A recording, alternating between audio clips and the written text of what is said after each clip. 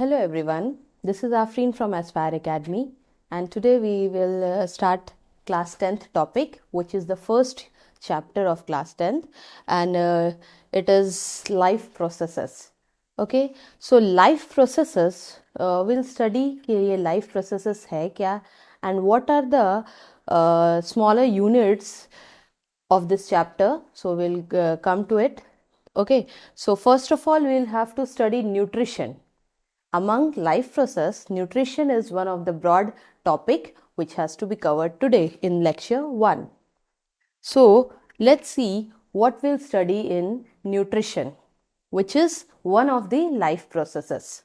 Okay, so for understanding this chapter, we have to keep in our mind certain things, that what is life process or where it is present. Okay, so first of all, we know जितने भी living organisms है in this living earth, their body is functioning and बहुत सारे systems work कर रहे हैं.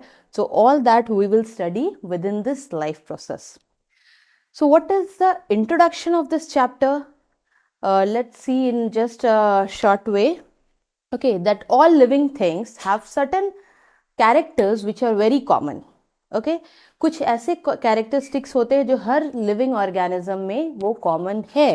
That all living organism has certain functions like breathing,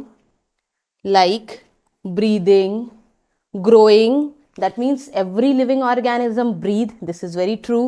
Every living organism grow. It is also very true. Then all living organism require nutrition. Nutrition के बिना तो life हमारा possible ही नहीं है. That means intake of food अगर हम ना करें तो कोई भी living organism survive कर ही नहीं सकते. Then producing offspring, it is also one of the important feature which we find in ज़्यादा से ज़्यादा common living organism में होते हैं. ठीक है. Then responding to stimuli. Then that means अगर हम कुछ ऐसा इंसिडेंट देखते हैं अपने आसपास तो हम उसको देख के रिएक्ट करते हैं, रिस्पॉन्ड करते हैं. सो ये भी लिविंग ऑर्गेनिज्म की बहुत इंपॉर्टेंट कैरेक्टरिस्टिक्स है, क्योंकि नॉन लिविंग ऑर्गेनिजम्स जो होंगे वो स्टिमुलस या किसी भी चीज़ जो इन्वायरमेंट में देख रहे हो उसको देख कर रिएक्ट नहीं करते हैं. लाइक कोई एक्सीडेंट हो जाए और एनीथिंग हैपन, सो एनिमल्स जो होंगे, चाहे वो कैट हो, डॉग हो, ये सब भी रिएक्ट करेंगे. But not about the buildings. अगर हम बिल्डिंग्स की बात करें, बाइक्स की बात करें, so this non living things कोई रिएक्शन नहीं होगा उनमें. ठीक है. So that means responding to stimuli, this is one of the characteristic feature living organism का है. ये आप लिविंग में देख सकते हो. देन दैट डिस्टिंग्विशेस, तो यही एक, ये सब चीज़ें फ्यू पॉइंट्स है, growing, nutrition, producing offspring, respond to stimulus. So these, यही सब चीज़ है जो हमें लिविंग और नॉन लिविंग में फ़र्क करना बताता है. अदरवाइज दोनों सिमिलर ही थे, बट इस बेसिस पे इन फीचर्स को देखते हुए अगर आप क्लासिफाई करो तो आप लिविंग और नॉन लिविंग को बांट सकते हो. बिकॉज जैसे सनलाइट हो गया, एनवायरमेंटल ह्यूमिडिटी हो गया, टेम्परेचर हो गया, माउंटेन हो गया, and all the non living things they are very different. उनमें बिल्कुल भी ब्रीदिंग नहीं होता, वो ग्रो भी नहीं करते, न्यूट्रिशन उन्हें लेने की ज़रूरत नहीं पड़ती है. सो ये सारे चीज़ें लिविंग ऑर्गेनिज्म के लिए ज़रूरी है. ठीक है. So what are the life processes है क्या? So there are certain vital process. Vital means very important process, means बहुत ही ज़्यादा इंपॉर्टेंट है for proper functioning of the body. Yes, तो इम्पॉर्टेंट लाइफ प्रोसेस जो है उसके बिना हमारा बॉडी वर्क नहीं कर सकता या प्रॉपर कंडीशन में नहीं होगा. So the processes which together perform the function, सारे प्रोसेसेस मिलके हमारे बॉडी का फंक्शन जो है उन्हें कंटिन्यू रखते हैं एंड मेंटेन द लाइफ. और सारे हमारे सिस्टम्स जो है, सारे लाइफ प्रोसेसेस है, कंटिन्यूएशन में अपना वर्क करते हैं. So finally we as a human being हम लोग सर्वाइव करते हैं और हमारा जो लाइफ है इजीली चलता है. ठीक है. So all this processes are known as life process. ठीक है. और ये सारी चीज़ें आपको लिविंग ऑर्गेनिज्म में ही देखने मिलेगी. So what are the characteristics of living organism? अगर आप बात करो कि लिविंग ऑर्गेनिजम्स के क्या क्या कैरेक्टर्स है, वी नो वेरी वेल, बहुत कॉमन सी बात है. They uses energy, they need food, then they grow and develop. Growth and development ये लिविंग ऑर्गेनिजम्स का कैरेक्टर है, क्योंकि नॉन लिविंग ऑर्गेनिज्म ना ही उन्हें ग्रो करने की ज़रूरत है, ना ही उनमें और फर्दर डेवलपमेंट होता है, ठीक है। So they respond to the environment के हिसाब से लिविंग ऑर्गेनिज्म में भी चेंजेस आपको मिल सकते हैं। So they are made up of cell, yes, ये भी एक इम्पॉर्टेंट चीज़ है कि लिविंग ऑर्गेनिज्म सेल से बने होते हैं। Then different level of organisation, that means living organism या तो सेल या तो टिश्यू या तो ऑर्गन्स, इन सब से बने होते हैं। तो ये सब सेल, टिश्यूज, ऑर्गन आपको लिविंग ऑर्गेनिजम्स में मिलेगा, ठीक है। And living organism reproduces again and again, they produce the young ones, और ये सारे कैरेक्टर्स हमें लिविंग ऑर्गेनिजम्स में दिखेंगे। नॉन लिविंग में ये सारे characters you can not find. So for that life process अब पढ़ना है हमें, जो मेन हमारा टॉपिक है लाइफ प्रोसेस। तो क्या कौन कौन से टॉपिक्स है जो लाइफ प्रोसेस में इंक्लूडेड है, क्या क्या चीज़ें हैं, कौन कौन से प्रोसेस है जो जिन्हें हम लाइफ प्रोसेस बोलते हैं, ठीक है। What are that processes? सबसे पहले हो गया न्यूट्रिशन। What is nutrition? ये न्यूट्रिशन है क्या? Nutrition is a intake of the food. आप खाना खाते हो तो फूड लेने का जो प्रोसेस है, that is the nutrition. Okay, finally digestion. When you are eating something, आप कुछ खा रहे हो तो डेफिनेटली उसका डाइजेशन होना है, ये पूरा कवर करता है डाइजेस्टिव सिस्टम, ठीक है। Then after that here you can see reproduction is one of the important characteristics of the living organism, ये भी लाइफ प्रोसेस में है। For the life to be continued, this process is also important. Then excretion also included in the life process. Removal of the waste, अगर living organisms food खा रहे हैं, so digestion हो रहा है, after absorption and utilisation of the nutrients, वो nutrients absorb होते हैं हमारे ब्लड में, and after that the removal of the waste is also very important. उसके लिए हमें एक्सक्रीशन को भी इसी लाइफ प्रोसेस में इंक्लूड करना होगा।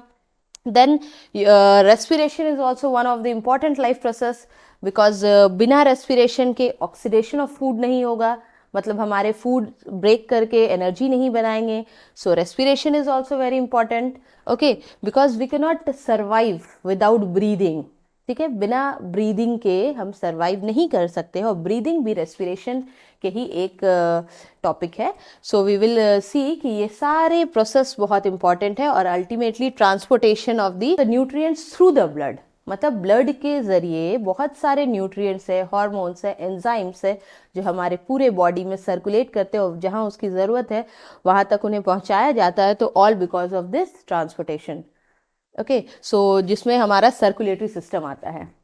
सो ये सारे प्रोसेसेस टोटली आप इंक्लूड जब करोगे एक साथ, तो फाइनल आप बोलोगे लाइफ प्रोसेस है। तो ये सारे जो टॉपिक्स है वी विल कवर अप। पहले अभी न्यूट्रिशन है, उसके बाद हम लोग आगे रेस्पिरेशन पढ़ेंगे। In different lectures we will continue, okay. So finally what is life process? क्या है ये life process? So the activities by which living organism take in food, food लेने का जो प्रोसेस है, एंड उससे एनर्जी भी डिराइव करना है, सिर्फ फूड खाना ही नहीं मेन काम है। So after taking food, why we are taking food, need क्या है फूड का, कि उससे एनर्जी गेन करना।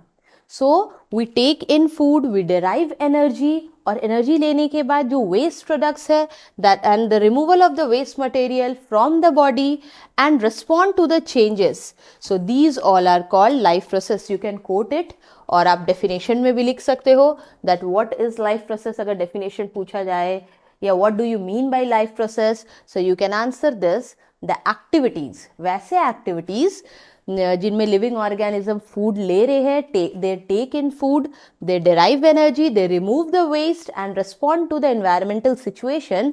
सो दैट इज लाइफ प्रोसेस।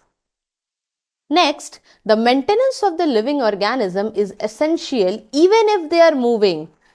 तो क्या होता है कि जब हम मूव कर रहे हैं, चाहे हम स्लीपिंग कंडीशन में स्लीप मोड पे हो, चाहे रेस्टिंग मोड पे हो, तो सारे वेदर एनी मूवमेंट हो, तो आपका ये लाइफ प्रोसेस जो है मीन्स ऐसा नहीं कि आप हर समय खा रहे हो, but rest other, respiration, circulation, excretion, digestion, ये सब कंटिन्यूशन में सारा वर्क करता रहता है। और दे helps in the maintenance of the living organism, means हम सब के बॉडी में जितने वर्क्स है वो कंटिन्यू रहते हैं, ताकि हमारा सिस्टम वर्क करना बंद ना कर दे।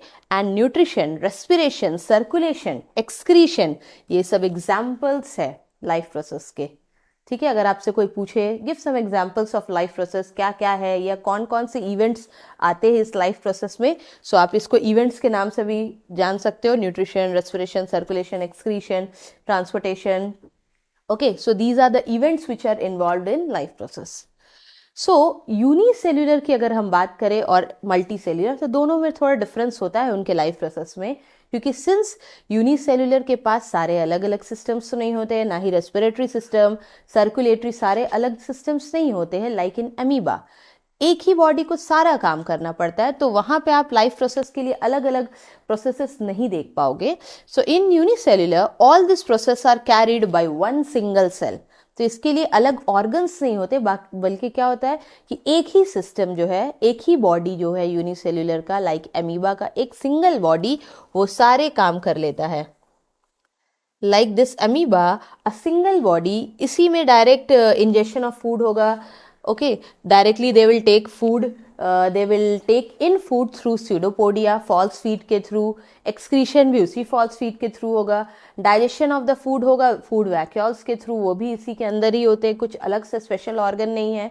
सो all will be carried within the single cell.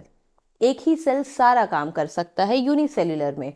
Okay, but अगर हम मल्टी सेल्युलर ऑर्गेनिजम्स में अगर चेक करते हैं कि उनके सिस्टम्स कैसे वर्क करते हैं, so we are having well developed system. हमारे पास एक वेल डेवलप्ड सिस्टम है, चाहे वो डाइजेशन के लिए हो, चाहे वो रेस्पिरेशन के लिए हो, चाहे वो एक्सक्रीशन के लिए हो, चाहे वो सर्कुलेशन के लिए हो. So we are having a well developed system.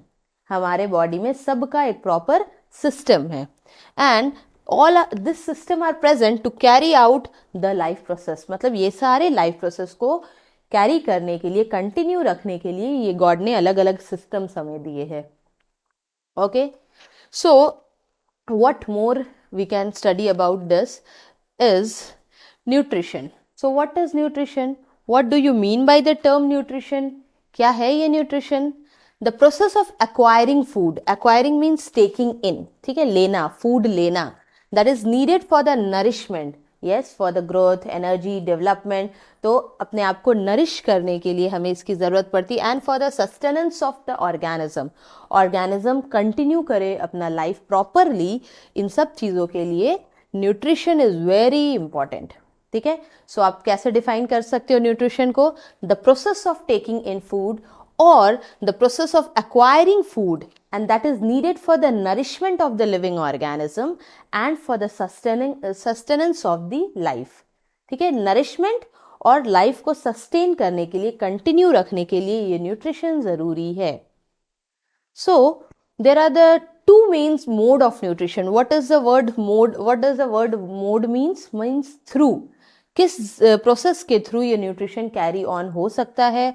So to main mode, दो तरीके हैं. ठीक है, दो तरीके हैं. फर्स्ट इज या तो ऑटोट्रॉपिक न्यूट्रिशन हो we can take the food through autotrophic nutrition, और दूसरा एक प्रोसेस है हेटेरोट्रॉपिक न्यूट्रिशन. ठीक है, कुछ ऑर्गेनिजम्स है in the form of autotrophic nutrition, we can see them, और कुछ ऐसे हैं जिन्हें हेटेरोट्रॉपिक न्यूट्रिशन आप जिनमें देख सकते हो. ठीक है, so the organism that can prepare their food by themselves. ठीक है, so they are known as producer. Okay, autotrophs भी बोलते हैं हम. ऑटोट्रॉपिक न्यूट्रिशन, जो ऑर्गेनिज्म ऑटोट्रॉपिक न्यूट्रिशन परफॉर्म करते हैं उन्हें आप प्रोड्यूसर्स बोलोगे या ऑटोट्रॉप्स भी बोलोगे. ठीक है, autotrophs also you can call them because they are preparing their food by self, means अपने आप. Okay, then comes heterotropic nutrition. उसके बाद आप देखोगे, so the organism, ऐसे organism होते हैं heterotrophs जो अपना खाना खुद नहीं बना सकते हैं, and they depend on other living organism for their food. ठीक है, तो since they are not the producer, they are not the green in color, they are not green in color, तो क्या करते हैं? They derive food from other by different way, either by being a parasite बन के अगर दूसरे से food ले सकते हैं, या तो saprophytes बन के ले सकते हैं. So heterotropic nutrition जिन भी ऑर्गेनिज्म में होता है, so they are known as heterotrophs. तो वैसे ऑर्गेनिजम्स को हेटेरोट्रॉप्स बोलते हैं, और उस तरीके का जो न्यूट्रिशन परफॉर्म हो रहा है उसको बोलते हैं heterotrophic nutrition. And the organism जो अपना खाना खुद नहीं बनाते हैं, दे आर कंज्यूमर्स, वो सिर्फ दूसरे के बनाए हुए खाने पर डिपेंडेंट है, so they are consumers, we can call it consumer. So you can see nutrition can be classified as autotrophic nutrition and heterotrophic nutrition. So आप categorize कर सकते हो into two, heterotrophic and autotrophic. What do you mean by the term autotrophic nutrition? Just we have seen as an outline. अभी इससे पहले वाले slide में हमने पढ़ा, आउटलाइन देखा है कि ऑटोट्रॉपिक और हेटरोट्रॉपिक दो तरह के न्यूट्रिशन है. बट अब we will deal in detail about autotrophic nutrition. उसके बारे में थोड़ा डिटेल में देखेंगे कि where it is present or what are the process or steps that are involved in this autotrophic nutrition. So if an organism nourish itself by making its own food, मतलब उनमें जो नरिशमेंट हो रहा है वो खुद से अपना खाना खुद बना के ही प्रोड्यूस कर रहे हैं एनर्जी और food, and by using sunlight and chemicals. तो ऐसी तो वो नहीं बना सकते, कुछ रॉ मटेरियल्स तो रिक्वायर्ड होगा. So if an organism can nourish itself by making its own food, by making its own food using sunlight and chemicals, so such mode of nutrition is known as autotrophic nutrition. Or you can say the organisms that can prepare their own food with the help of sunlight and chlorophyll, that organisms are known as autotrophs. So autotrophic nutrition is present कहाँ कहाँ आप देख सकते हो, which are the organisms जो autotrophic mode of nutrition show करते हैं. So they are plants. Since it is green in color, they can perform their own food. Algae, it is also green in color. Okay, and some few bacteria are also there, which are like blue-green algae, cyanobacteria. So they can perform their own nutrition और अपना खाना खुद बना सकते हैं. So वो लोग included होंगे इसी autotrophic nutrition में. So organism produce their own food using light energy. कैसे वो बनाते हैं अपना food? By using the light energy from the sun और chemical energy, and that process of preparing food by the green plants is known as photosynthesis. What is that? Photosynthesis. So the process जिससे green plants अपना खाना बनाते हैं, that process is known as photosynthesis. So photo means light and synthesis means production. So in the presence of sunlight and chlorophyll, the plants are able to produce food. Next, chemiosynthesis is also there, one of the another process जिसमें chemicals के through organisms जैसे कि bacteria अपना food बनाते हैं with the help of certain chemicals. So वैसे process को बोलते हैं chemiosynthesis. Next, plant synthesizes and food using the light energy. Plant photosynthesise, मतलब प्लांट में आप जो फोटोसिंथेसिस देखते हो वो कैसे होता है? Using the sunlight. Okay, and such photosynthesis in which light is involve, so they are known as photo autotrophs भी आप बोल सकते हो ऐसे प्लांट को. The plants which are able to prepare the food using the process of photosynthesis, तो वैसे organisms को या प्लांट्स को आप फोटो ऑटोट्रॉप्स. क्यों फोटो ऑटोट्रॉप्स बोल रहे हो? ऑटोट्रॉप्स है, वो अपना खाना बना रहे बट लाइट के हेल्प से, उन्हें लाइट की जरूरत है, तो आप डायरेक्टली ये भी बोल सकते हो दे आर फोटो ऑटोट्रॉप्स. ठीक है. और वैसे ही फ्यू बैक्टीरिया यूज केमिकल, अगर वो केमिकल से खाना बना रहे हैं अपना, so they are known as chemo autotrophs. कैसे आप डिफरेंशिएट कर सकते हो? Chemo means chemical, autotrophs means वो केमिकल्स के थ्रू परफॉर्म कर रहे हैं फोटोसिंथेसिस. ओके, और केमियोसिंथेसिस. सो इन दिस वे आप देख सकते हो कि फोटोसिंथेसिस में लाइट का यूज होता है और केमियोसिंथेसिस में केमिकल्स का यूज हो सकता है. So but both are included among this autotrophic nutrition only. इसी ऑटोट्रॉपिक न्यूट्रिशन में आप दोनों को इंक्लूड करोगे, चाहे वो केमियो ऑटोट्रॉप्स हो चाहे वो फोटो ऑटोट्रॉप्स हो. Next, let's see one of the most important process that is performed by the green plants, okay, and which is beneficial for the heterotrophs. ठीक है, ऑटो प्लांट्स के लिए तो यूजफुल होता ही है, साथ ही साथ ज़्यादा से ज़्यादा इंपॉर्टेंट ये heterotrophs like human beings also, animals के लिए ये ज़्यादा इंपॉर्टेंट है क्योंकि we are deriving food by them. Okay, so what do you mean by the term photosynthesis? क्या है इस फोटोसिंथेसिस का मतलब? So photo as you see, ठीक है, photo means light. What does the word photo means? Light. And synthesis means production. So you can write light and plus synthesis को कैसे आप बोल सकते हो? Production. Okay, you can call it production और manufacture. ठीक है. So the plant make, as you can see here, simple plant is there. You can see even the roots are there. So in the presence of sunlight, अगर sunlight ना हो तो plant cannot perform the photosynthesis. और sunlight के presence में ऐसा क्या होता है जो it is helpful for the green plants? So what happened? This is a green plant. The sunlight is coming to this green plant. तो क्या होता है? There is green colour leaf जो है, इनमें क्लोरोप्लास्ट एक पिगमेंट होता है. ठीक है. और उस क्लोरोप्लास्ट के अंदर होते हैं क्लोरोफिल, जिनमें कैपेबिलिटी होती है सनलाइट को एब्जॉर्ब करने की. क्या होती है क्लोरोफिल में? Chlorophyll is the pigment which has the ability to trap the sunlight, okay, and perform photosynthesis. और क्या करता है ये? फोटोसिंथेसिस परफॉर्म करने में हेल्प करता है. So what happened during that process of photosynthesis? Plant को क्या चाहिए? कार्बन डाइऑक्साइड चाहिए. Plant what does they require? उन्हें किस चीज की जरूरत होती है? कार्बन डाइऑक्साइड, जो कि human, animals, we are just giving out during breathing, वो सारे गैसेस कार्बन डाइऑक्साइड प्लांट बहुत अच्छे से यूज कर सकता है during the photosynthesis. Okay, and finally जब वो फोटोसिंथेसिस परफॉर्म करेगा तो what will it give out, which is the most useful for the human beings, that are O2. Animals और ह्यूमंस के लिए बहुत इंपॉर्टेंट है oxygen, O2, that plant will give during the photosynthesis. So the plant क्या करता है इस photosynthesis से? They make food. क्या करता है? They make food by the process of photosynthesis using sunlight.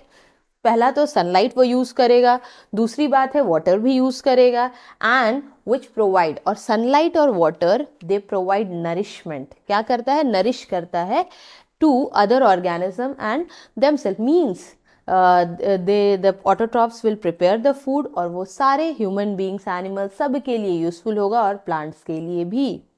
So chlorophyll which is present in the green plant, they will absorb the light energy. Sunlight को कौन एब्जॉर्ब कर रहा है? Chlorophyll. Okay, so you should mark this that chlorophyll is the pigment which trap the solar energy और sunlight.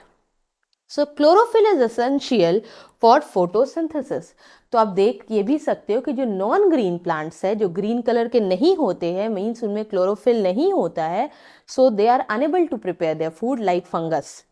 Fungi भी plants के category, plants के जैसा आप देख सकते हो, but since they are non green तो हम उन्हें प्लांट्स कैटेगरी में इंक्लूड नहीं कर सकते, पर दिखते बिल्कुल उसी के जैसे है. ठीक है.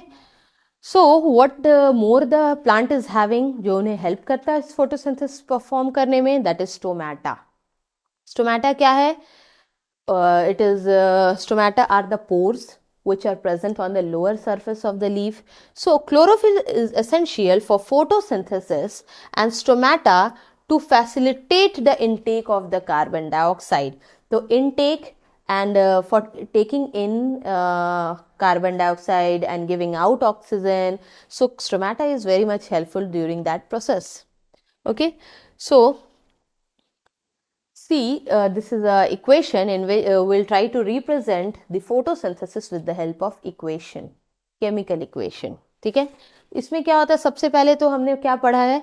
Let's see first in a simple way, then after that we'll come to it. पहले क्या होता है? हमें environment से, that means human beings, we are expelling out carbon dioxide, वो सब क्या करेगा? Plant लेगा. So carbon dioxide and water, ठीक है, ये दोनों मिलके, और in the presence of sunlight, किसके प्रेजेंस में? सनलाइट के प्रेजेंस में और क्लोरोफिल के प्रेजेंट में. किसमें? Chlorophyll. What will the chlorophyll do? They will trap the sunlight, और उसके लिए सनलाइट भी होना चाहिए और क्लोरोफिल भी होना चाहिए. ठीक है. So finally carbon dioxide and water, तो ये कार्बन डाइऑक्साइड और वाटर दोनों मिलके सोलर एनर्जी को एब्जॉर्ब करने की कोशिश कौन करेगा? क्लोरोफिल. ठीक है. एंड ये प्रोसेस जो आगे कंटिन्यू हो रहा है, this process is known as photosynthesis. ये process like carbon and water will combine, sunlight और क्लोरोफिल के प्रेजेंस में जो फर्दर रिएक्शन है that is photosynthesis will be performed, और when it will be completed, जब फोटोसिंथेसिस कंप्लीट हो जाएगा, फाइनली आपको रिजल्ट में क्या मिलेगा, रिजल्ट में आपको क्या मिलेगा, दिस इज ग्लूकोज C6H12O6, ठीक है, ग्लूकोज बन के रेडी होगा और साथ में oxygen will be given out, जो कि प्लांट थ्रू स्टोमेटा बाहर की तरफ रिलीज करेगा, और वो हमारे ह्यूमन बींग्स के लिए या एनिमल सबके लिए बहुत यूजफुल होगा. Okay, and what happen, the chemical energy यहाँ पे इन्वॉल्व हो रहा है. तो क्या हो रहा है, सनलाइट है, लाइट एनर्जी अब फूड में कन्वर्ट हो रहा है, ग्लूकोज में कन्वर्ट हो रहा है, तो यहाँ पे केमिकल रिएक्शंस हो रहे हैं, means light energy is converted to chemical energy. मतलब क्या है, लाइट एनर्जी किस में कन्वर्ट हो रहा है, केमिकल एनर्जी में, और उस ग्लूकोज, और आप ये भी रिप्रेजेंट कर सकते हो फ्रूट्स. मान लो एक जो ग्लूकोज है किसी प्लांट में स्टोर्ड है in the form of fruit, और आप वो फ्रूट अब खाओगे तो क्या है, उसमें chemicals are there, so that chemical energy will try to give you energy. ठीक है, वो क्या करेगा, आपको एनर्जी देगा. ओके, सो प्लांट क्या करते हैं, ग्लूकोज बनाते हैं and stored within themselves in the fruits, and then finally human beings, animals उसी fruits and चाहे वो plant के leaves खा के, root खा के, stem खा के, different parts we eat, so in that way हम लोग को energy मिलता है. तो दूसरे organisms भी ये सब चीज़ों को, चाहे वो animals हो, they are also taking the plants product, and finally that is why we are known as heterotrophs. and plants जो खुद अपना फोटोसिंथेसिस परफॉर्म करके अपना फूड बना रहा है, so they are autotrophs. They are also known as producers, क्योंकि वो खुद अपना फूड बना रहे हैं, तो प्रोड्यूसर्स भी बोल सकते हो आप, ऑटोट्रॉप्स भी बोल सकते हो, और वो सिर्फ ग्रीन प्लांट को आप बोलोगे, not the non green plant. जो नॉन ग्रीन है they can not perform this photosynthesis. So what next, just we'll write in the form of what are the raw materials. ठीक है, same we have covered now, the same thing point wise it has been noted over here. So what are the raw materials for photosynthesis? Photosynthesis perform करने के लिए आपको क्या क्या चीज़ों की ज़रूरत पड़ती है. तो सबसे पहले हमने क्या देखा अभी, just now we have seen sunlight. बिना सनलाइट के आप रेनी डे में अगर देखोगे कि प्लांट फोटोसिंथेसिस ऑब्जर्व करोगे, तो plant does not perform photosynthesis in the absence of the sunlight. और आपने अगर किसी पॉटेड प्लांट को किसी डार्क रूम में रख दिया, कबर्ड के अंदर रख देते हो, so they will not perform photosynthesis. And with the help of certain experiment भी आप जज कर सकते हो. सो दैट मीन्स सनलाइट बहुत ज़रूरी है. It is the inorganic material, organic नहीं क्योंकि प्लांट्स और एनिमल्स का प्रोडक्ट नहीं है, so that is inorganic. Chlorophyll is also one of the important things which is required for the photosynthesis. तो क्यों क्लोरोफिल, क्योंकि क्लोरोफिल ही तो सनलाइट को एब्जॉर्ब करने का वर्क करता है. देन CO2, ठीक है, इसको और बेटर अगर लिख सकते हो तो आप 2 को थोड़े सबस्क्रिप्ट में लिखोगे, नीचे लिखोगे, ठीक है, CO2 in this way. This is the proper way to write carbon dioxide. So carbon dioxide enter कैसे एंटर करता है, थ्रू स्टोमेटा. जस्ट अभी हम लोग आगे के स्लाइड्स में देखेंगे what is stomata. So what is stomata, जैसे आप लोग मान लो कि ये लीफ है, ठीक है, let's make it green only, ठीक है, दिस इज लीफ, ठीक है. सो लीफ में क्या होता है, इसके लोअर सरफेस, लोअर पार्ट में आप देखोगे छोटे छोटे पोर्स होते हैं जो कि विजिबल भी नहीं. आप चाहे माइक्रोस्कोप से सिंपल से देखो, सिंपल माइक्रोस्कोप से अगर देखते हो it will not be visible, ठीक है. तो इस लोअर सरफेस में कुछ पोर्स होते हैं, I will make it with different colour so that वो विजिबल हो, ठीक है. लोअर सरफेस में कुछ पोर्स है for the exchange of gases, so that is the stomata. So what happened, carbon dioxide enter through stomata and oxygen is released as a byproduct. Byproduct means पूरे reactions होने के बाद जो product बनता है, so that is in the form of byproduct. क्या release होगा, oxygen through stomata of the leaves. कैसे, through what, through the stomata it will be released out oxygen, और उसी stomata से carbon dioxide अंदर भी जाता है, ठीक है. Then water plus dissolved minerals like nitrogen, phosphorus are taken up through the root. तो आप देख सकते हो कि roots will absorb water and other nutrients as you can see in the previous slide, ठीक है. इसमें देखो कैसे एक root है, so this is the root of the plant, the water आप पानी डाल रहे हो रूट्स में. So with the help of root the water and minerals सारे चीज क्या करते हैं, ऊपर की तरफ जाते हैं. And you must be knowing कि प्लांट्स के जो स्टेम्स में जाइलम एंड फ्लोएम टिश्यूज होते हैं, एंड बट यहाँ पे जाइलम वर्क करेगा वाटर एंड मिनरल्स को ऊपर की तरफ ले जाने में. जाइलम टिश्यू क्या करेगा, ऊपर की तरफ मिनरल्स और वाटर को ले जाएगा, and that will be very beneficial. और वो क्या करेगा, they will help the plants to perform photosynthesis, or water plus dissolved minerals like nitrogen, phosphorus etc. are taken up the root of the soil. ठीक है, तो कौन लेके जा रहा है उसमें, xylem tissues. So what is the site of photosynthesis? What does the word site mean? Site means proper location. कहाँ means photosynthesis होता कहाँ है. ठीक है, so some cells contain the green pigment which are the cell organelles. So green pigment, that is chlorophyll is the green pigment, और वो कहाँ पे होता है, क्लोरोप्लास्ट में होता है. So they are known as chloroplast which contain chlorophyll. So आप देखोगे कि ये ग्रीन कलर का लीफ है, लीफ के अंदर क्या होगा, क्लोरोप्लास्ट. क्या होता है, क्लोरोप्लास्ट. और उस क्लोरोप्लास्ट में आप क्या देख सकते हो, क्लोरोफिल. और इसी क्लोरोफिल, यही एक क्लोरोफिल जो पिगमेंट है जो सनलाइट को ट्रैप करता है, तो कहाँ पे होता है ये क्लोरोफिल, क्लोरोप्लास्ट में. ठीक है, सो क्लोरोप्लास्ट क्या है, एक सेल ऑर्गेनल्स है. ठीक है, जैसे हम लोग सेल चैप्टर में अगर आप पढ़े होगे क्लास 9th में, तो देखना सेल में आप देखोगे बहुत सारे सेल ऑर्गेनल्स होते हैं. प्लांट्स और एनिमल्स के अलग अलग ऑर्गेनल्स होते हैं, ज्यादातर सब सिमिलर है. Few the chloroplast which is present in the plant cell only, not in animal cell. ठीक है, तो उसमें आप देखना कि सेल ऑर्गेनल्स के बेस में जब आप पढ़ोगे तो उसमें क्लोरोप्लास्ट भी ऑर्गेनल्स में आता है, और उसी क्लोरोप्लास्ट के अंदर क्लोरोफिल होता है. ठीक है, so what is the site of photosynthesis, what is the proper location जहां पे फोटोसिंथेसिस होता है, तो क्लोरोप्लास्ट पिगमेंट के अंदर क्लोरोफिल होता है जहां पे वो परफॉर्म होता है. ठीक है, सो अब देखते हैं जिस स्टोमेटा के बारे में अब हम बात कर रहे थे, what is that opening and how it is helpful. कैसे वो काम करता है, कैसे वो फोटोसिंथेसिस को परफॉर्म करने में हेल्प करता है. So what is stomata. अगर आप स्टोमेटा की बात करो तो क्या है ये stomata. Stomata are pores on the leaf that helps in the exchange of gases. क्या है ये, पोर्स है, छोटे छोटे ओपनिंग्स है. ज्यादातर प्लांट लीफ के लोअर सरफेस पे होता है और बहुत कम अपर सरफेस पे होता है. ठीक है, लेकिन एक्वेटिक प्लांट जो पानी में पाए जाते हैं प्लांट, उनके अपर सरफेस पे आप देखोगे स्टोमेटा होता है. ठीक है, they are mostly found on the underside. Underside means lower surface. ठीक है, अंडर साइड का मतलब lower surface of the leaf पे आप इसको देख सकते हो stomata. And each stomata is guarded by guard cell. ठीक है, स्टोमेटा जो होता है that is the opening part. ठीक है, और ये क्या है, गार्ड सेल से कवर्ड अप रहता है. मींस गार्ड सेल स्टोमेटा जो ओपनिंग है, जो पोर्स है. ठीक है, सिंस अभी हमने पढ़ा कि स्टोमेटा क्या है, पोर्स है. सिर्फ पोर जो है वो स्टोमेटा है. ठीक है, this part is stomata and it is guarded by the guard cell. तो गार्ड सेल क्या कर रहा है, गार्डिंग का काम कर रहा है. ठीक है, सो each stomata is guarded by the guard cell which control the opening and closing of the pore. यही गार्ड सेल क्या करता है, कंट्रोल करता है, चेक करता है कि कब पोर्स को ओपन करना है, कब नहीं करना है. ठीक है, कब ओपनिंग ऑफ द पोर्स की जरूरत है, कब नहीं है. तो so all this is controlled by the guard cell. ठीक है, we will see the mechanism of stomatal working. Stomata कैसे वर्क करता है उसका मैकेनिज्म आगे के स्लाइड्स में देखेंगे.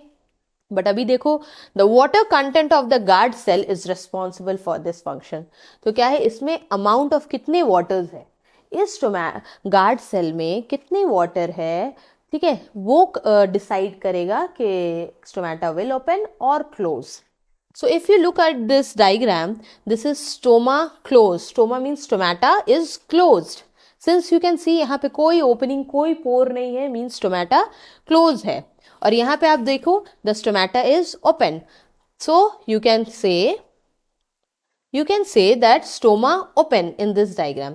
ओके, सो फाइनली ये गार्ड सेल में आपको क्या क्या देखने मिलेगा, यहाँ न्यूक्लियस है, क्लोरोप्लास्ट भी होता है. ठीक है, वैक्यूल्स होते हैं, and this is the hole. ये पूरा क्या है, राउंड पार्ट जो आप देख रहे हो, ये है गार्ड सेल. क्या है ये पूरा, गार्ड सेल. ठीक है। And guard cell, since it is the plant cell, guard cell क्या है, सिंस वो प्लांट सेल है तो उसमें भी सेल वॉल होते हैं। क्या होते हैं, it is also having cell wall since it is a plant cell. ठीक है। And this is stomata is open, same this is the nucleus and these all are green green जो pigments देख रहे हो ये क्लोरोप्लास्ट है, ये bigger one vacuoles है। ठीक है। तो ये ओपनिंग एंड क्लोजिंग को कौन कंट्रोल करता है, वाटर कंटेंट, कितने वाटर है गार्ड सेल के पास, या गार्ड सेल में वाटर है नहीं है, वो डिसाइड करेगा कि आप स्टोमेटा ओपन होगा या क्लोज होगा। So let's see what more about this stomata. The stomata consist of minute pore, बहुत ही माइन्यूट है, बहुत ही स्मॉल है। ठीक है।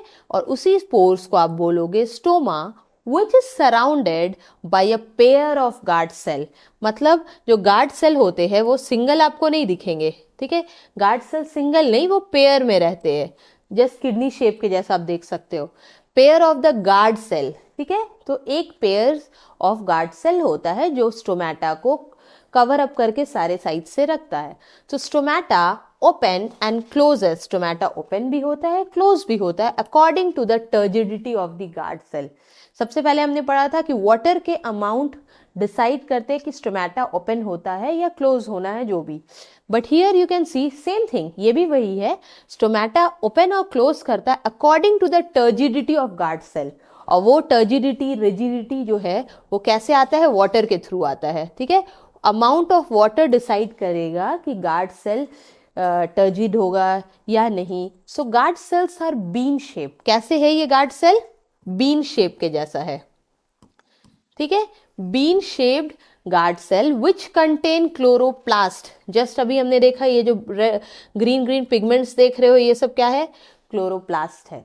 ठीक है। इससे पहले वाले स्लाइड में भी आपने देखा these green pigments are the chloroplast. ठीक है।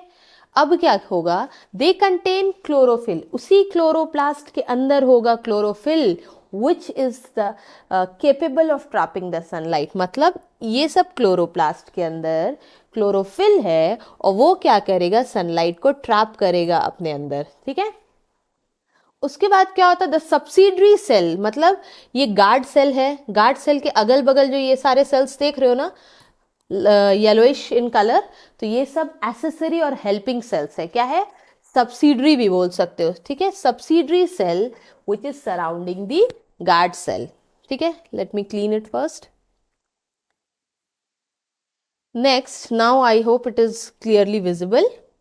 अब देखो कि दीज आर क्लोरोप्लास्ट। ठीक है। ये सब क्लोरोप्लास्ट है, इसके अंदर क्लोरोफिल है और वो ट्रैप करेगा सनलाइट, और साथ ही साथ सब्सिडरी सेल भी होता है। ये गार्ड सेल जो किडनी शेप का दिख रहा है, इसके अगल बगल के जो सेल्स है विच आर येलोइश एंड पीछे ग्रीनिश इन कलर, ये सब क्या करेगा, as an accessory cell, accessory means helping के लिए है, and guard the cell to the guard cell means guard cell को ये सपोर्ट करता है ताकि वो अपना फंक्शन करे। ठीक है। And found in the epidermis of the plant. Plant के एपिडर्मिस मीन्स सबसे जो अपर मोस्ट लेयर है उस पे प्रेजेंट होता है। जैसे अगर आपने एक लीफ का एग्जाम्पल ले लिया तो लीफ के जस्ट लोअर सरफेस में जो सबसे पहला लेयर आपको दिखता है वो है आपका एपिडर्मिस। ठीक है।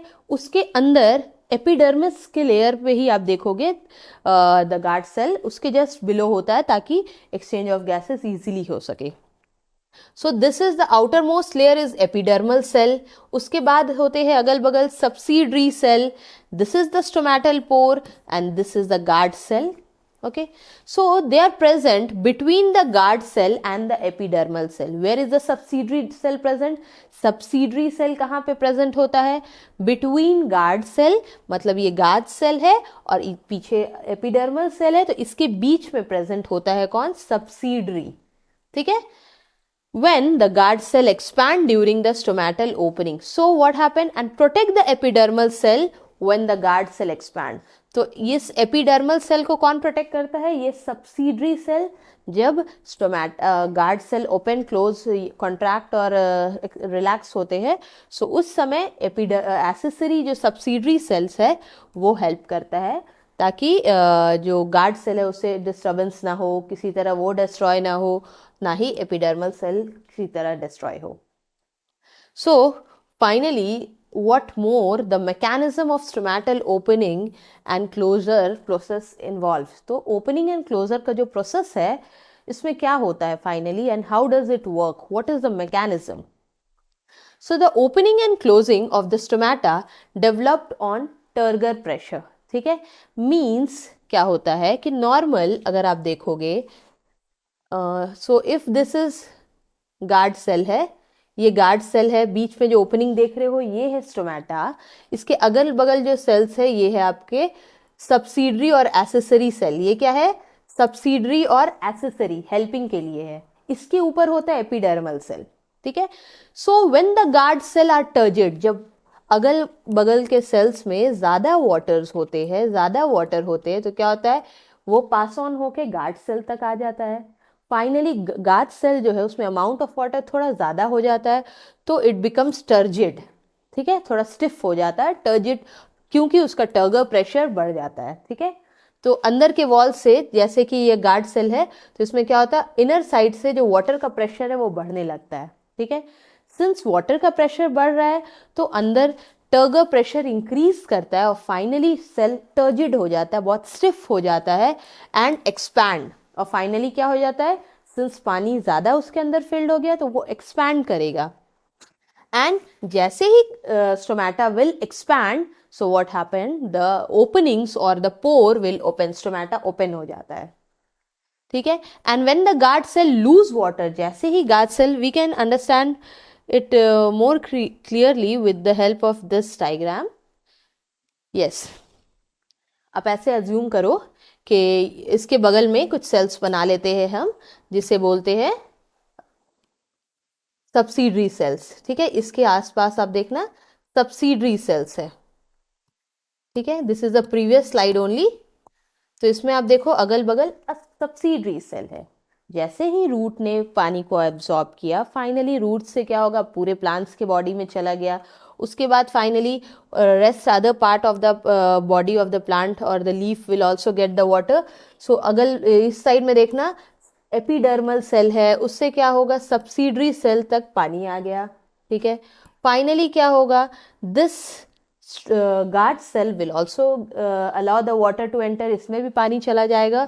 और फाइनली क्या होता है, इसमें जो अमाउंट ऑफ वाटर है वो इंक्रीज होने लगेगा और finally it become turgid and it will bulge. ठीक है, बल्ज हो जाएगा, टर्जिड हो जाएगा और ये जो पोर्स है ऑटोमेटिकली गेट ओपनड. और जैसे ही एक्सचेंज ऑफ गैसेस इसी ओपनिंग से होगा, फिर जैसे ही क्या होगा, वाटर का अमाउंट या कंटेंट लेस हो गया, वाटर लेस हो गया है, तो क्या होगा, धीरे धीरे it will try to contract. ठीक है, it will try to contract. और जैसे ही कॉन्ट्रैक्ट होगा, फाइनली जितने भी अमाउंट ऑफ वाटर है गार्ड सेल में वो सारे रिलीज हो जाएंगे, वो कम हो जाएंगे, यूज अप हो जाएगा. ठीक है, और फाइनली जब पूरे वाटर जितने भी है वो कम होते जाएंगे, धीरे धीरे क्या होगा, ये गार्ड सेल कोलैप्स करने लगेगा, एक दूसरे के करीब आने लगेगा एंड फाइनली ये जो ओपनिंग है ये क्लोज हो जाएगा. And it is also controlled by the sunlight. ठीक है, सनलाइट से भी ये ओपनिंग एंड क्लोजिंग कंट्रोल होता है और साथ ही साथ सबसे ज़्यादा अमाउंट ऑफ वाटर पे डिपेंड करता है ओपनिंग एंड क्लोजिंग.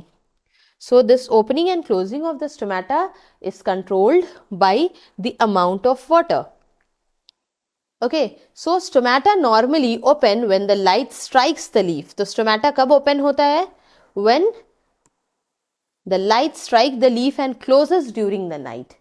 तो जब तक सनलाइट होता है तो ये स्टोमेटा ओपन क्लोज का प्रोसेस करता रहता है.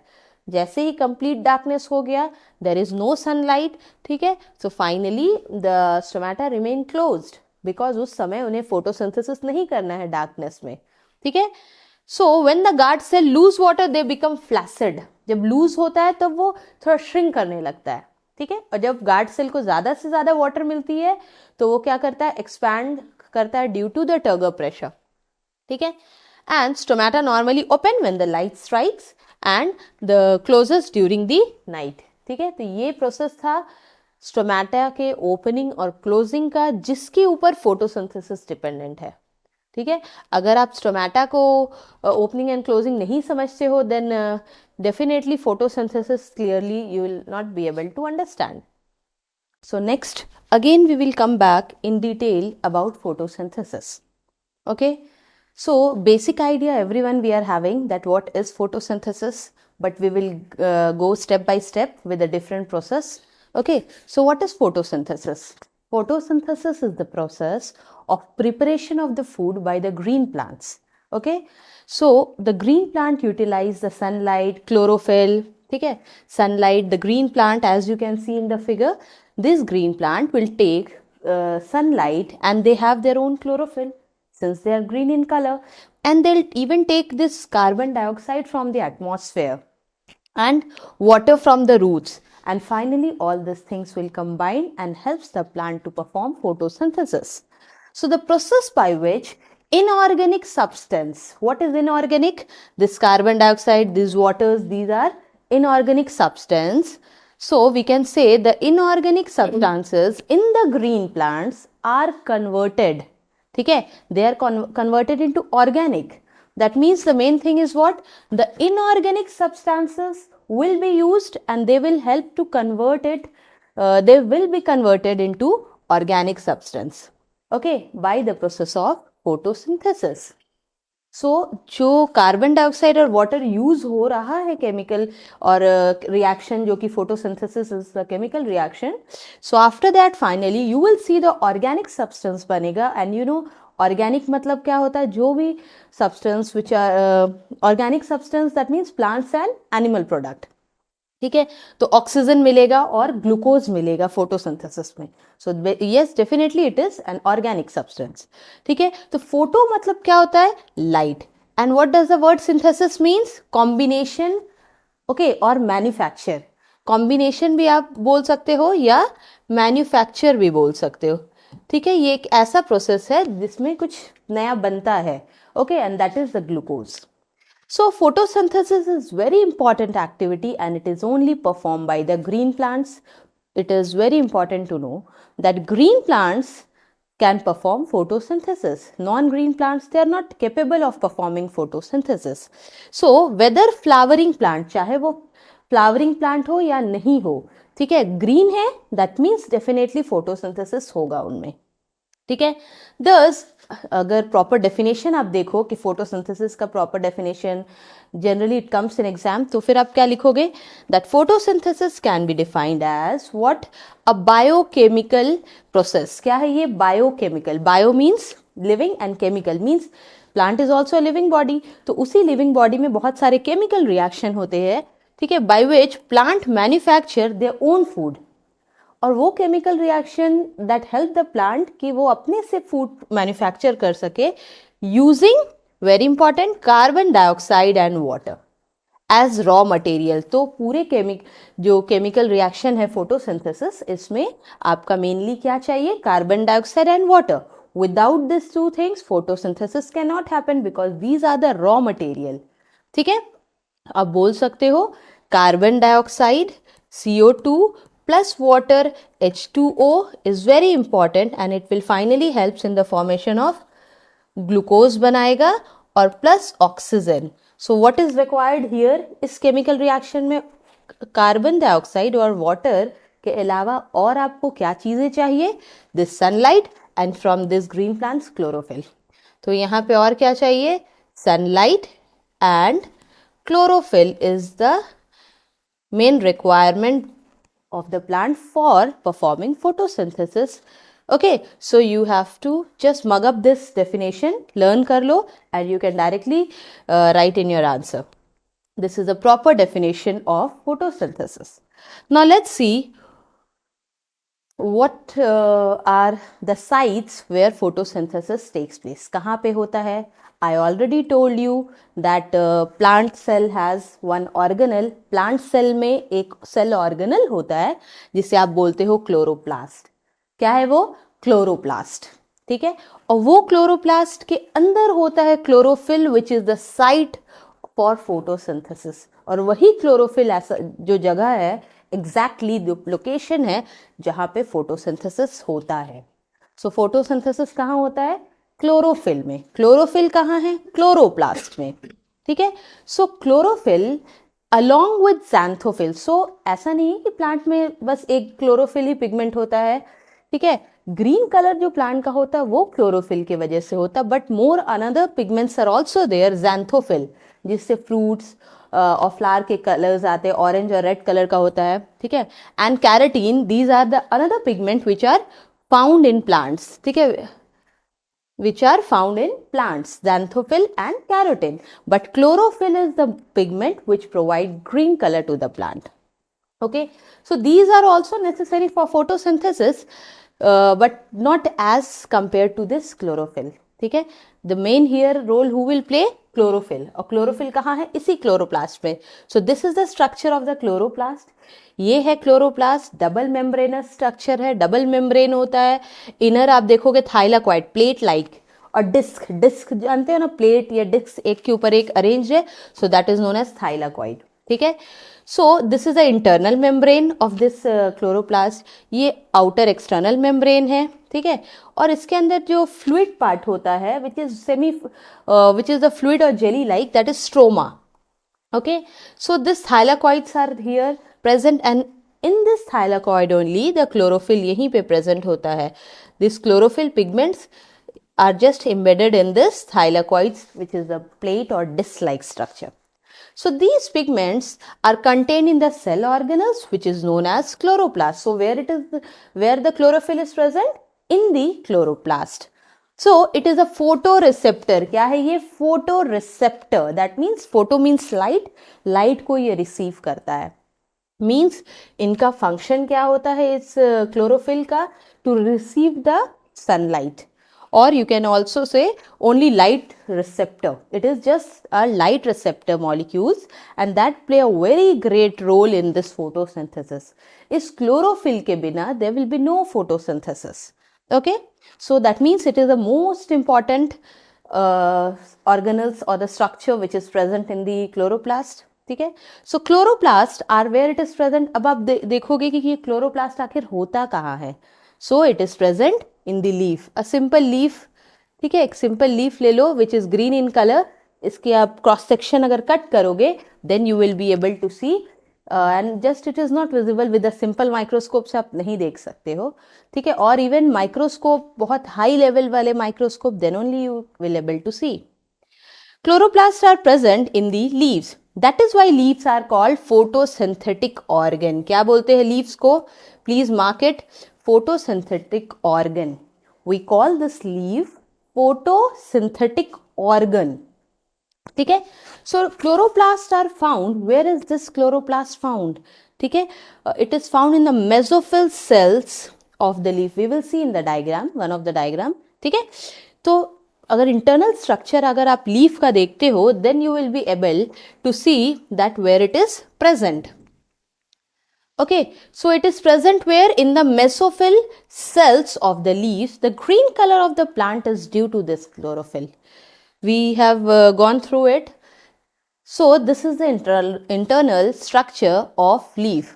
ठीक है, ये क्या है? Internal structure leaf का आप डिटेल में देखोगे. अगर एक लीफ को कट करते हो, see this is a leaf. ठीक है, ये लीफ को अगर आप एक छोटा सा पार्ट को जस्ट माइक्रोस्कोप, हाई लेवल वाले माइक्रोस्कोप में अगर देखोगे, you will be able to see this. ठीक है, so the topmost part of the leaf, leaf का जो ऊपर वाला पार्ट होता है लिटिल बिट स्लिपरी होता है, दैट इज क्यूटिकल. ठीक है, क्या है ये?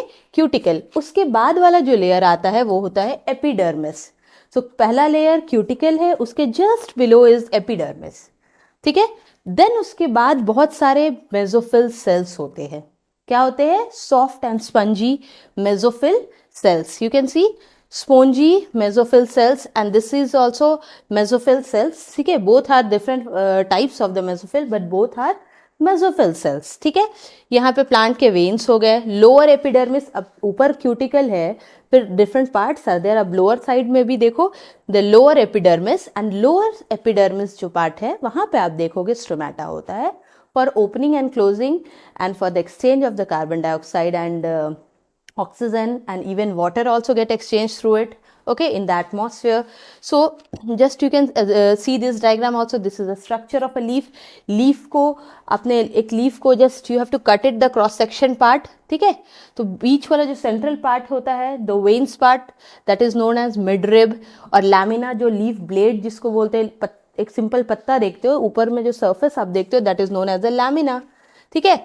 सो in detail if you go through, so ऊपर एक waxy cuticle which I told you, ऊपर का जो टॉप मोस्ट लेयर है वैक्सी, थोड़ा स्लिपरी होता है, ठीक है. It is a vaccine cuticle. उसके नीचे आता है एपिडर्मिस, ठीक है. ये नेक्स्ट वाला पार्ट क्या है, एपिडर्मल लेयर और एपिडर्मिस. सो क्यूटिकल के बाद ही होता है एपिडर्मिस. उसके बाद आ जाओ, chloroplast is present in this mesophyll. ये मेसोफिल सेल्स जो दिख रहे हैं ना, इसी में होते हैं क्लोरोप्लास्ट, ठीक है. So this chloroplast are present in this mesophyll cells, ठीक है. फिर एयर स्पेस भी बहुत सारे होते हैं, ठीक है. Then the guard cell, as it is guard cell is the part of the stomata. so ये आपके लोअर एपिडर्मिस, यहाँ देख रहे हो ना, लोअर एपिडर्मिस के पार few spaces will be there, so there the guard cell or stomata will be present. so this is the cross section and this is the internal structure of the leaf, ठीक है. so we have seen how important this leaf is, and they are known as a photosynthetic organ, because in this photosynthetic organ, that means the leaf, इसी leaf में ही plant photosynthesis perform करता है, ठीक है. then we will see how ये photosynthesis कैसे चलता है, how it takes place, what is the mechanism of photosynthesis, ठीक है. कुछ rules and step by step processes जो कि परफॉर्म करते हैं plants, and to continue this photosynthesis process. So the different steps are involve, ठीक है. बहुत सारे. सबसे पहला तो उन्हें सनलाइट कैप्चर करना है, ठीक है. पहले उन्हें सनलाइट कैप्चर करना है, और कौन करेगा, वो क्लोरोफिल करेगा, ठीक है. Capturing of the light energy from the sunlight by chlorophyll, ठीक है. So capturing of the sunlight is done by chlorophyll, and leaf is the principal site of the photosynthesis, we all know very well, ठीक है. And sunlight is absorbed by the chlorophyll of the mesophyll tissue. Just let's see in the previous diagram that sunlight is absorbed by this mesophyll cells, okay. so these mesophyll cells will absorb the sunlight. क्यों करेगा, क्योंकि इसमें chloroplast है जिसके अंदर chlorophyll है, ठीक है. So who will do this mesophyll sales, क्योंकि इन्हीं के पास क्लोरोफिल है, ठीक है. So we have seen that this internal structure of the plant where the photosynthesis takes place. उसके बाद पहले तो उन्होंने सनलाइट को कैप्चर कर लिया, ठीक है. सनलाइट कैप्चर करना ये फर्स्ट स्टेप था. उसके बाद ट्रांसफॉर्मेशन, सनलाइट में जो लाइट एनर्जी है वो अब केमिकल एनर्जी में कन्वर्ट होगा, ठीक है. So light energy is converted into chemical energy. This is the second step of photosynthesis, ठीक है. सो एंड केमिकल एनर्जी में कन्वर्ट होता है, और साथ ही साथ splitting of the water into hydrogen and oxygen, means the water molecules like H2O, it will be divided into hydrogen and oxygen, ठीक है. हाइड्रोजन एंड ऑक्सीजन मॉलिक्यूल्स में ये डिफरेंशिएट मीन्स डिवाइड हो जाएगा, स्प्लिट हो जाएगा, ठीक है. सो सनलाइट क्या करता है, एक्टिवेट करता है क्लोरोफिल को, मतलब सनलाइट जगाता है क्लोरोफिल को ताकि वो फोटोसिंथेसिस परफॉर्म करे. दैट मीन्स अगर सनलाइट ना हो सो क्लोरोफिल अपना काम नहीं कर पाएगा. So what happen, the sunlight activate chlorophyll to perform photosynthesis which lead to splitting of the water molecules. और ये वाटर मॉलिक्यूल्स का स्प्लिटिंग अगर दैट मीन्स सनलाइट ना हो, it will not take place. अगर ये ना होगा splitting of the water molecules, then finally carbon dioxide will not B reduce to oxygen. Third step you see, reduction of the carbon dioxide, means plant ने जो carbon dioxide atmosphere से लिया है और उसके साथ हाइड्रोजन आयंस मिलेंगे, ठीक है. और फाइनली ग्लूकोज बनता है, carbohydrate which is glucose, C6H12O6. मतलब that means the hydrogen ions, ठीक है, hydrogen will combine with carbon dioxide, or finally this glucose will be formed, and by utilizing the chemical energy of the sun, ठीक है। Hydrogen ions are produce by photolysis of water, that means ये water जब different divide करके it is been splitting into hydrogen and oxygen, इसी को बोलते हैं photolysis. Photo means light और लिसिस मीन्स लाइट के प्रेजेंस में breaking down of the water. ठीक है, photolysis of water means due to the light what happened, this water molecules will be differentiated and distributed or splitted as hydrogen and oxygen. Okay, so reduction of the carbon dioxide is over, मतलब glucose already बन गया, plant ने बना लिया glucose. अब क्या करेगा, by using this sunlight the carbon dioxide and the water, so what happened, sugar that is glucose is produced and plant उस ग्लूकोज को डायरेक्टली स्टोर नहीं कर सकता है, so it convert it into starch, storable form. So plant क्या करते हैं, that prepared glucose और कार्बोहाइड्रेट उन्हें स्टोर करना चाहते ताकि वो स्टेबल फॉर्म में स्टोर हो जाए, and that is in the form of starch. Okay, फिर आता है oxygen is given out which is the fourth step. अभी ग्लूकोज बन गया, फिर वॉट एवर द फूड है, जो भी फूड है वो स्टार्च के फॉर्म में स्टोर हो गया, ये काम ओवर। अब after you know the by product of photosynthesis, मतलब फोटोसिंथेसिस जब होता है ग्लूकोज तो बनता ही है, साथ ही साथ oxygen is also released out in the atmosphere, ताकि हम सब ह्यूमन बींग्स और एनिमल्स उसे इनहेल कर सके और हमारे बॉडी का जो सिस्टम है वो कंटिन्यू हो सके। ठीक है, so oxygen is given out and it is evolve in the process and given out in the atmosphere. ठीक है, पूरे फोटोसिंथेसिस में ऑक्सीजन रिलीज होता है बाहर, and oxygen is the byproduct of photosynthesis, and finally what happened, this whole mechanism of photosynthesis is very important, ठीक है, because this process helps the autotrophs to perform their nutrition process, और जब तक autotrophic nutrients जितने animals है वो अपना food नहीं बनाते हैं, सो इनडायरेक्टली वी कैन से जो आगे के हेटेरोट्रॉप्स है they will also not get their food, उन्हें भी अपना फूड नहीं मिलेगा। So we are dependent on these autotrophic plants. ठीक है, so let's see what is the significance of photosynthesis. अब हमने देख लिया, इससे पहले वाले सारे स्लाइड्स में हमने देखा था कि क्या क्या स्टेप्स होते हैं, just like this mechanism of photosynthesis देखा हमने। ठीक है, so let's see what is the significance. अब क्या क्यों ज़रूरी है और क्या क्या ऐसी चीज़ें हैं जो प्लांट परफॉर्म करता है because of this photosynthesis. So ये फोटोसिंथेसिस है तभी we are getting food, so it provides food to all. जितने भी लिविंग ऑर्गेनिज्म हैं we are dependent on plant or for our food directly or indirectly. So it provides food to all. It is essential for sustenance of the life. Life अगर continue चाहिए उसके लिए food चाहिए। food कहाँ से मिलेगा, directly or indirectly? From plants, green plants. ठीक है, and it is the ultimate source of oxygen and energy for all living beings.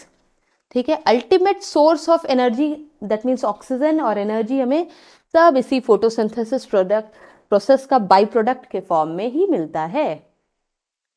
Then it help in the growth and the development of the plant. Yes, plant अगर photosynthesis perform नहीं करेगा so neither they will grow and neither they will be developing, मतलब वो develop भी नहीं करेगा और उनमें ग्रोथ भी नहीं होगा अगर फोटोसिंथेसिस ना हो। और अगर प्लांट्स ग्रो नहीं करेंगे तो our life will also be disturb. So it is necessary for the synthesis of organic compound from inorganic. So how we can say inorganic compound?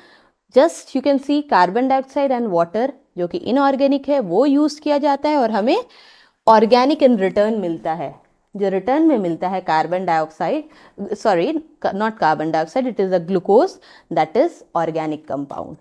ठीक है, next it fixes the atmospheric carbon dioxide, that means we cannot deny that हम सब human being और animal जो carbon dioxide release करते हैं उन्हें utilise कौन करता है, ये plants by the process of photosynthesis. That means अगर ये प्रोसेस फोटोसिंथेसिस का ना हो so what will happen to the carbon dioxide gas which we are exhaling, हम जो बाहर रिलीज कर रहे कार्बन डाइऑक्साइड उसका क्या होगा, we can not think about it. So finally क्या है कि फोटोसिंथेसिस बहुत इंपॉर्टेंट है एटमॉस्फेयर में कार्बन और ऑक्सीजन का बैलेंस मेंटेन रखने में। ठीक है, it's fixes atmospheric carbon dioxide and by the process of C produce by the respiration, we are performing respiration और ब्रीदिंग, रेस्पिरेशन, ब्रीदिंग दोनों प्रोसेस में we can say carbon dioxide is release. उससे कौन use करता है? Plant use करते हैं photosynthesis में. प्लांट ऑक्सीजन देता है. So finally we are using again for breathing and performing respiration. ठीक है. So this is a cyclic process which goes on. So we are dependent on plant and plants are dependent on us for carbon dioxide. So in this way we can see that photosynthesis is very important process or procedure which is seen in autotrophic organisms. वो autotrophs में आपको देखने मिलते हैं. Okay, so finally we have came to the end of lecture 1. So in this lecture 1 we have covered the introductory part, that what is nutrition, what are the mode of the nutrition, what is autotrophic nutrition, and the main autotrophic nutrition part which we have covered is photosynthesis. Okay, so we'll meet in the next lecture and we'll deal with heterotrophic nutrition in the next lecture. So thank you for today. Thank you.